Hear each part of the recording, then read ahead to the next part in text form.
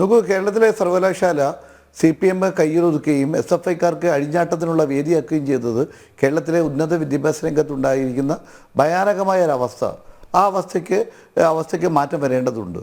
ഇപ്പോൾ എന്തായാലും എതിർ ശബ്ദങ്ങളെ ഇല്ലാതാക്കുന്ന ഒരു നിലപാട് CPM എടുക്കുകയാണ്.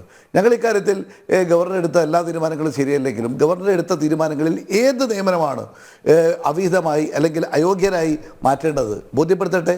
അല്ലാതെ തങ്ങളുടെ സ്ഥാപനമായി തങ്ങളുടെ കൈവെള്ളയിൽ ഒതുങ്ങുന്ന ഒരു പോക്കറ്റിൽ ഒതുങ്ങുന്ന ഒരു പോക്കറ്റ് സംഘടനയായി യൂണിവേഴ്സിറ്റികളെ മാറ്റാനുള്ള SFIയുടെ നിലപാട് അത് ദൂരവ്യാപകമായി കേരളത്തിലെ ഉന്നത വിദ്യാഭ്യാസ രംഗത്തുണ്ടാക്കുന്ന അപജയങ്ങൾ അവയ്ക്ക് ഉത്തരവാദികൾ CPM-ഉം SFI മാത്രമാണ്. അതുകൊണ്ട് ഇക്കാര്യത്തിൽ ഗവർണർ എടുത്ത നിലപാട് ഈ CPM-ന്റെ മുഖം നഷ്ടപ്പെടുത്തുന്ന നിലപാടിലേക്ക് എത്തിയിരിക്കുന്നു. CPM ജാളിലായിരിക്കുന്നു.